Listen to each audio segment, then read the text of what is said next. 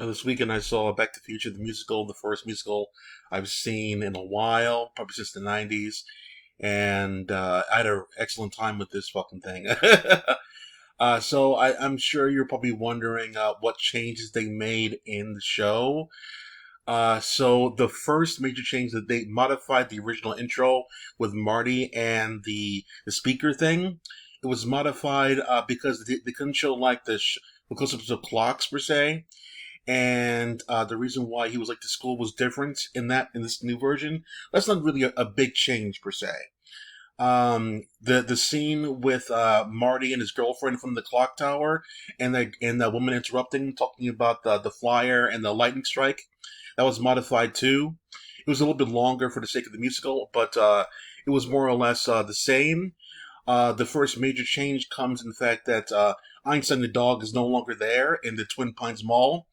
The set for the Twin Pines Mall is almost identical to the actual movie. I don't know how they did that, but like the sign and the car, it looked very similar because the parking lot was pretty empty. But so Einstein and Dog's not there. I don't think he's been referenced in the play at all. The car is voice controlled by like some walkie-talking thing connected to the car itself there, and then like it has a robotic voice that talks back to them. I believe it's a live person because, like, I think it was making little quips based on little accidents that happened in that actual play, which I'll talk about in a few. But yeah, so Einstein's not there. The car is voice controlled, and in the movie, Doc is shot by Libyans, and Marty goes back in time. He rushes in the car, goes back in time to whatever destination that the car was already preset to. The reason why it was October 21st, 1955 in the play was essentially the same thing. I believe he spoiled in the play what happens in the future, but it's okay because most of the people already said the thing, because he says in the play that he hits his head on a toilet, and that's where he came up with the idea for time travel. It before it actually happens in the show itself. So Doc presets to that date, and Doc. So they said that the Libyans do not show up in the musical. I guess because less actors paid the better. Every single time, less paid the better, and they're not really integral to the plot of the movie.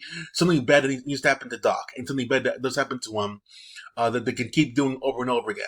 So what happens to Doc is that the plutonium that he used to charge the car, it leaks onto Doc, and that causes radiation poisoning, and that's how Doc is taken out of the picture. So Marty goes back in time to try to save him, and the way they do that is very, very cool. By the way, the way the time machine goes back in time, it's you got to see it to believe it. The whole stage lights up there on the sides and stuff like that. It like glows, and like a screen comes down in front of you, and you see like the little sparks and the flames, things like that, going back in time. So that's really cool. Sounds great, by the way. In the theater, it sounds really good. He goes back in time. He tries to start the car again, but because it's not Doc's voice in the voice recognizer, it doesn't do anything. And the voice machine thing kind of talks back to Marty. I'm like, you are not him. So I'm like, all right, that's pretty cool. It's pretty, like so little changes like that makes it worth your while to go there and see the show. Um, the scene with his dad in the cafe, that was almost identical to the way it was. I don't think there's any differences at all. Oh, by the way, in the part in the beginning when Doc was talking about where you can see some serious shit in the movie, in the play he doesn't say the word shit. However, in the cafe they made sure to keep the word colored, the colored mayor part in there. So that was an interesting choice they made. So what happened there was essentially the same thing. Biff comes in there in the past there, bullying George McFly, and yeah, it's almost the same beats. And when Mayor Goldie Wilson was sweeping the floor, stuff like that, all this dialogue was the same there. But this time, of course, because it's a musical, you got to have a musical number. There's a lot of musical numbers before this, but in this instance, Mayor, the future Mayor Goldie Wilson, in 1955, he had a super long song. It was well done, by the way. They had dancers. The guy playing Goldie Wilson was singing his ass off there. I'm like, you can just tell there's a lot of love put into that shit. So when this song was over there, I think he got the loudest ovation of any song in there. It was ridiculous. So he had his song, and later on, there's a part when George McFly was in the tree trying to do a peeping Tom thing. They kept it similar-ish, but because you don't want to have the actor actually high up in a tree doing something, it was on the floor this time, and like in a like bushes or whatever.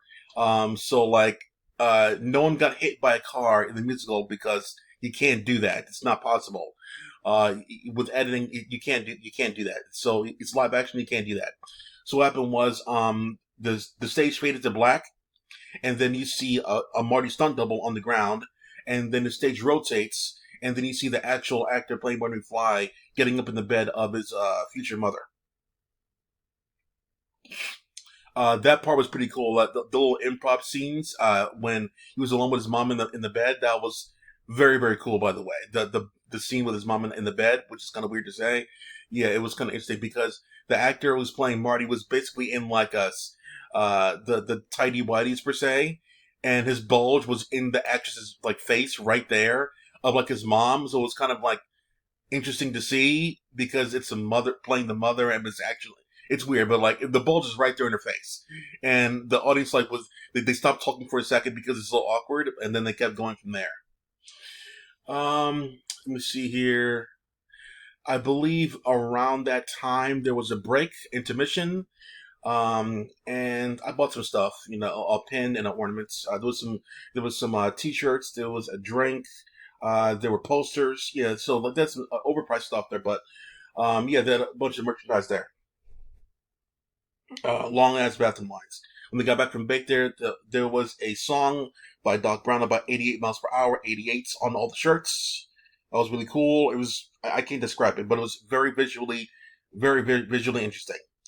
Um, it's on my personal Facebook. It's a little bit on my Instagram. Some of the content of the musical it's in there. So it doesn't matter if you see it or not. There's so much stories, but it doesn't do it justice anyway. You got to see it in person because there's some blue lights in there that kind of like blind the audience, like per se of cameras. It doesn't really look good in my camera anyway. So either way, you got to hear it. The sound that you hear in the camera is not the same thing, not the same clarity at all that you hear in person. So you gotta hear it in person. So they made sure that everything's done just right. Even if you do record it, it's not going to be anything. So that was cool. There was no manure scene in the movie when Marty's skateboarding around. He tricks the goons into going into a manure truck. You can't do that on stage. So the scene with Marty and Biff in the cafeteria, when they had a little tiff, if you will, that was elongated into a musical number and into a slash fight scene. Not really good fight scene, but still nonetheless. That's when Biff fell into a hamper and with some spaghetti poured on him later on to simulate manure shower, I guess. Later on, there was a scene in which um, Marty and his mother were in a car, but they didn't have a car for this thing. And George McFly showed up there. Yeah, that was interesting moments. There was a little improv scene before that about the stage not being set right, and they improv that one. That was something. But like I said, like back in the parking lot thing, there was no parked car because they wanted to show the actors clearly. So there's only like a seat, a seat for them, like the white seats you saw right there, and they were talking and everything about when I kissed you, I'm kissing my brother. That was in there. And so the same thing happened in the movie.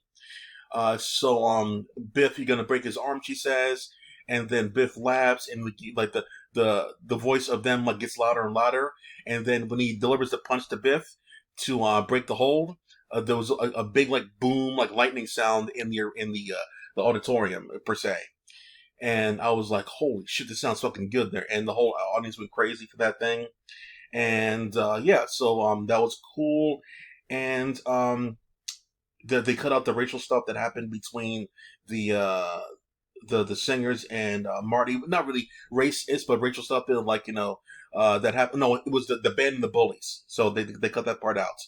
They got to the important part, which was that the guy breaking his hand and needed to be replaced by Marty, so that was in there. And Marty sung his hits there, Johnny Be Good. The part when the singer on stage wanted to steal the Johnny Be Good song, that was not in the play itself. There, it didn't need to be in the play. So Marty was, doing Johnny Be Good and Earth Angel. So all the parts were in there. They showed the photograph going back on to regular, but like having some separate screen thing. So they see siblings get back into reality. So that was pretty much unchanged there. The bully interrupting them when they danced and during Earth Angel, that was unchanged. Some guy cut in there, and then George got the guy back there, so that was the same reasoning for Marty McFly. Them having a kid named Marty because that incident happened, so that was kept the same. Yeah. So however, the another major change that happened near the end of the picture when Marty, the scene when Doc Brown, was in the clock tower. It was very hilarious, by the way. It was very hilarious the way they did this thing. I wouldn't have thought of this in a million years. When Doc Brown was trying to climb the clock tower, they couldn't actually have someone do that. I don't know why they chose to not have him pop, to the top of the stage, but they had like a visual thing when the stage was coming down at him, and while he was going forward, it's something that it's like a zigzag thing going down while he stays in place. The stage is going down, the steps are going down to simulate him going up. So and then he gets at the quote unquote top of the stairs and he's trying to fit the plug into place. But it's around some gargoyle wire thing that you can clearly see. But similar situations happen, but he can't zip down because it doesn't work that way. So instead, in the play, it works out pretty much efficiently. Like the rope's long enough, he doesn't need to zip down. So yeah, so like Emmett Brown, he gave the commands to the car beforehand to where to go, but Marty wanted to give him a note about the future. Same thing happened in the movie. The reason why is the same as well. So Marty went back in time, back to 1985, and he ended up in front of the Wino, crazy drunk pedestrian, and instead of going back to Twin Pines Mall, they didn't do that one. Everything was happening right there because the car ended up at that spot there, and Marty couldn't start the car because he's not the voice controlled commander. So it stayed right there, and then Emmett Brown this time went to that spot, and he knew where Marty was going to be. So because he programmed the car, he knew it was going to be. And same thing happened. He read the notes. He survived, and near the end of the play, there was a thing where it was an elongated scene of I believe it was George McFly getting like an award, and Biff, a coward Biff in the future, was still there. And there's a little thing that happened in the play that didn't happen in the movie. A little wink, wink, wink, wink, nod, nod to the future about like how George never ever stood up to Biff before, but in this play he did. And everyone was like, "Wait, he never stood up to him? That's interesting." Because that was not in the movie ever at all, and that could have actually changed the way Marty looks or his gender, his everything, because George now is an alpha male, and the George beforehand was a puss, so that could change the way your things inside you react. I'm running out of time, so after that one, so George stayed there, and they had a power of love thing at the very end there. I think he sung it twice or whatever, but it was really good how it was done. In the play, I was looking at the kids in the audience. The kids were having a great time. There was a teenage girl that was sitting a couple seats from me. She was kind of not into it, but then by the end, she was smiling, having a good time. So that's always a good sign when you turn people into fans. Everybody was having a great time. It was ridiculous. So by the way, the inside of the Winter Garden Theater, if you've been to